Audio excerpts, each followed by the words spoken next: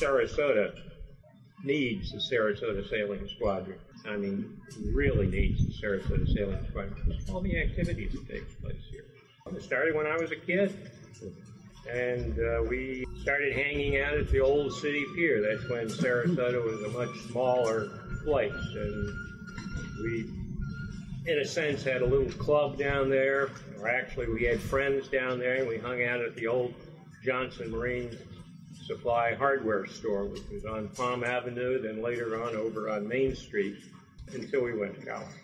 Actually, 48, 49, we met a kid by the name of Cliff Fox, who had a paper route. My brother had a paper route at the time, and he had a pram. He got the first pram that the Sarasota Sailing Squadron had. It was built by a guy by the name of Stan Lowe, who had a boat building place out at the old airport in one of the barracks.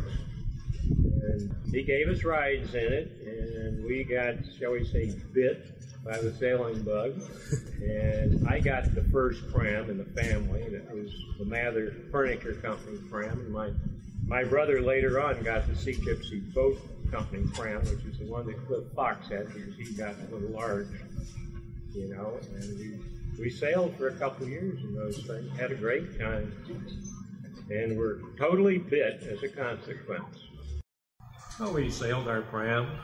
We played around in a small motorboat that the squadron owned at the time called Stinky. Had a 4.5 horsepower Briggs and Stratton engine in it. Basically, it was a small fishing type boat that they used for race committee work and things like that. And us kids had the privilege of using it. We'd go up to Mar Vista, you know, where Beer Can Island is, and we'd camp up there. We'd camp on Jewfish Key, which is right across from Mar Vista. You can't do it now because it's all privately owned. But we'd do things like that, go up and down the bay at night, nearly get hit by a mullet boat. You know, if we didn't have lights, I mean, coming down the bay, you'd basically head to the Florida Power and Light generating plant, which was across by Centennial Park at the time. You could see that it was lit up like Fifth Avenue. That's what you use to tell you where everything was. You know, no compass. I mean, fortunately, because of the lights, you really didn't need it. And no life jackets.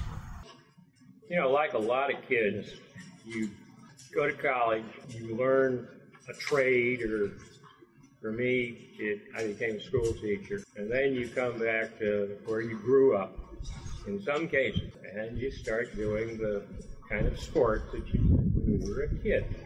And since sailing was the sport I did, I started doing that. I started crewing on some of the small cruisers that they had. Oh, I forget, they had races that would go from Big Cass all the way up to Bradenton and back again. You know, and we raced on one of those boats. In fact, a variety of boats until we eventually got our own in the middle 70s, which was the San Juan 21. And it went from one thing to the next, and eventually I became Commodore at the Sarasota Sailing Squadron for a couple of years. At the time, the squadron was totally, I mean, there wasn't anything out here. There was a small house back there. There were about 5 boats out in the yard. One of mine was one of the boats. And when I became Commodore, our platform was to open the place up and start making it act like a club. But I decided to give as much structure to the place as I possibly could, which is having a race schedule, event schedule, which is basically still there, which became the heart and soul of the place when you get right down to it. And it kept it going. Plus the fact that we started attracting lots of customers or members through our boat storage out here, which we didn't have before, and that really made the place. We'd start off the year with a hangover race, and 2 weeks later we'd have the Snowbird Regatta, or what was subtitled a winter warm-up, which generally happened. Then we go to the Cherry Pie in February, and then various other regattas in April. And we started attracting national regattas such as the Lasers and San Juan 21s were down here for a while. And every month we would have some function that highlighted the month. When I got first place in San Juan 21 midwinters in working sales, we had one hell of a race out there. I mean, it was blowing 35 out of the north.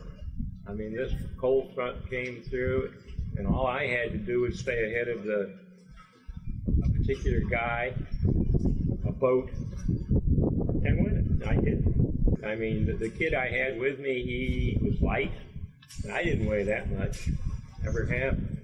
But we hung on and stayed ahead of this guy by the name of Fred Ream, and were able to win the regatta as a consequence. It was quite a race. I mean, it was 4 or 5 foot waves out there, you know. Just on the north side of that bar, it was something else. It's unique the way it was done. I mean, it's unique in the fact that it has as many boats out here stored. I mean, but that's basically where our prime income comes from, other than from our dues. We started, when I became Commodore, under the platform of opening the place up, we had like 75 members in the club. We were both women and men. They were counted separately. Now, we finished in 2007 with 954 memberships. In other words, sometime in this period of time, they, instead of counting the wife and the husband as being separate members, they combined them as a family membership. Very affordable. Not as affordable now as it used to be, but it's still affordable. Squadron's always been open to everybody. Every kind of person, as long as they've got an interest in sailing.